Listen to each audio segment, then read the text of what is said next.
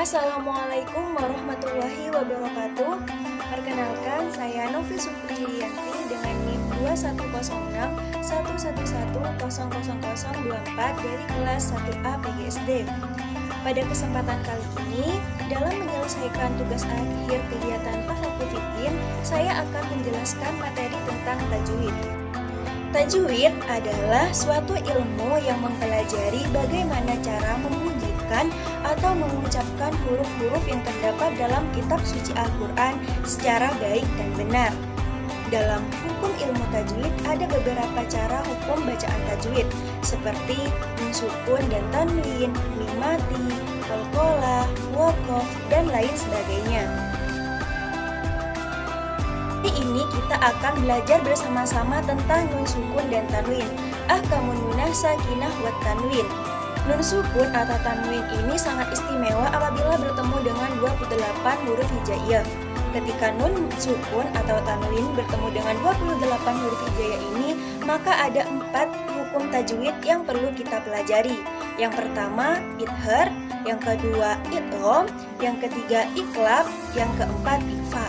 Nah, insya Allah pada kesempatan kali ini kita akan membahas dan mempelajarinya satu persatu. Pertama, kita mulai dari idhar. Apa sih itu idhar? Nah, idhar secara bahasa berarti jelas. Artinya, nun sukun atau tanwin apabila bertemu dengan huruf idhar, maka hukum bacaannya harus dibaca secara jelas.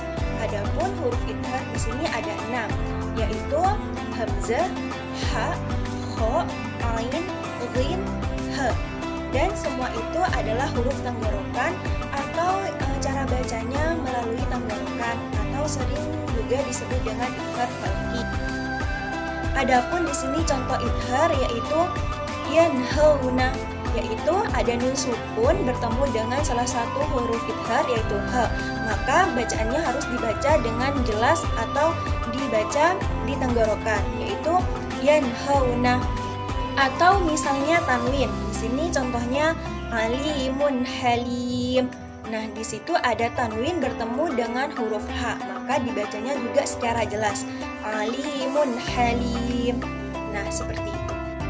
Kedua, idgham. Dalam bahasa Arab memiliki makna yaitu memasukkan huruf-huruf sebelumnya kepada huruf setelahnya. Dalam hukum nun sukun dan tanwin terdapat 2 jenis idgham, yaitu idgham bigunah dan idgham bilaunah. Yang pertama idgham bigunah, di mana dibaca dengan dengung. Idgham bigunah ini memiliki 4 huruf yaitu yaitu ya, nun, mim, dan waw. Ketika nun sukun dan tanwin bertemu dengan huruf idgham bigunah, maka bacaannya didengungkan dan sedikit ada unahnya. Adapun di sini contoh idgham bigunah. Yang pertama yaitu faman ya'mal, di mana di situ ada nun sukun bertemu dengan salah satu huruf idgham bigunah yaitu iya, maka bacaannya didengungkan dan sedikit munah, yaitu faman ya'mal. Nah, dan yang selanjutnya itu ada pula contohnya inna fatih.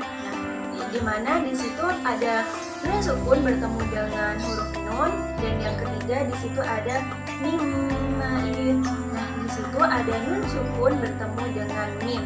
Nah, untuk membaca itu bigunah ini didengungkan dan sedikit gunah. Adapun yang terakhir di sini contohnya miwaliyah, di mana ada nun sukun bertemu dengan waw. Dan yang kedua yaitu idgham bilaunah. Idgham bilaunah ini tanpa dengung dan memiliki 2 huruf yaitu lam dan ro. Ketika nun sukun dan tanwin bertemu dengan huruf idgham bilaunah tersebut, maka bacaannya tanpa disertai suara yang mendengung. Contohnya seperti khairul lakah, di mana di situ ada tanwin dhamma bertemu dengan lam. Maka cara membacanya yaitu memasukkan huruf sebelumnya kepada huruf idgham bilaunah sehingga bacanya sedikit jelas dan tidak disertai dengan dengung. Adapun juga di sini contohnya ghafurur rahim, di mana di situ ada tanwin dhamma bertemu dengan huruf idgham bilaunah yaitu ra. Adapun yang ketiga yaitu iqlab. Iqlab adalah mengganti atau membalik bunyikan bacaan nun sukun atau tanwin menjadi mim apabila huruf sesudahnya yaitu adalah huruf iqlab. Nah, hukum iqlab ini istimewa sekali karena hanya memiliki satu huruf saja yaitu ba. Ketika membaca iqlab, kedua bibir menempelkan atau merapatkan bibir dengan tidak terlalu ditekan. Contohnya seperti gambar yang sudah ada yaitu mim ba'dihim, di mana di situ ada nun sukun bertemu dengan ba. Nah, cara membacanya yaitu bibir kita sedikit ditempelkan atau merapatkan bibir, tetapi jangan terlalu ditekankan. Dan adapun contoh selanjutnya yaitu sami'an baswiro, di mana di situ ada tanwin fathah bertemu dengan ba. Nah, cara bacanya sama yaitu merapatkan bibir dan tidak terlalu ditekankan. Hukum bacaan tajwid yang terakhir yaitu ada ifa. Ifa artinya samar. Cara membacanya dengan menyamarkan huruf sebelumnya ketika nun sukun atau tanwin bertemu dengan huruf ifa. Nah, jumlah huruf ifa ini sisa dari hukum tajwid lainnya, dari idhar, dari idgham gunnah, dari idgham launah, dari iqlab. Nah, yaitu jumlah huruf ifa ini ada 15 huruf hijaiyah. Cara memudahkan untuk mengingat atau menghafal huruf-huruf hijaiyah ini ada para ulama memudahkannya dengan cara memberikan bentuk. Nah, contohnya seperti sifda sana kami desa sumpah sama bentoy dan sifdikon bawal lima, di mana setiap awal dari bait ini insya Allah adalah huruf fa. Nah, seperti yang sudah ada pada gambar itu macam-macam huruf ifa, yaitu ada 15 huruf hijaiyah.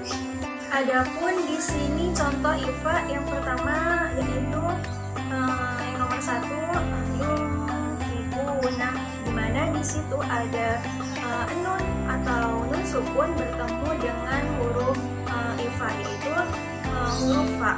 Dan cara membacanya yaitu kita menyamarkan atau menyembunyikan huruf nunnya dan sebelum huruf nya, jadi bacanya itu sama, yunfikuna, tidak terlalu jelas. Adapun di sini contoh tanwinnya yaitu syai'in qadir, di mana di situ ada tanwin kasroh bertemu dengan huruf ko, dan cara bacanya itu sama, yaitu kita menyamarkan tanwinnya sebelum huruf nya, syai'in qadir.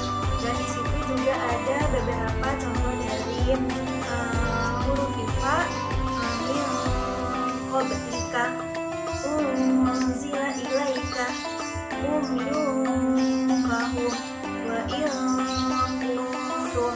Intinya dalam huruf ifa ini nun sukun atau tanwinnya itu disamarkan, jangan terlalu jelas. Baiklah, mudah-mudahan apa yang kita pelajari hari ini tentang hukum tajwid nun sukun dan tanwin bisa bermanfaat, dan ketika kita mengaji kita bisa mempraktikkan dan juga kita bisa lebih memahami hukum nun sukun dan tanwin. Apabila kita mengaji Al-Quran, kita harus lebih baik dan benar sesuai dengan hukum tajwid yang sudah ditentukan. Mudah-mudahan berkah dan bermanfaat. Mohon maaf jika ada kata yang kurang berkenan. Sekian dari saya. Wassalamualaikum warahmatullahi wabarakatuh.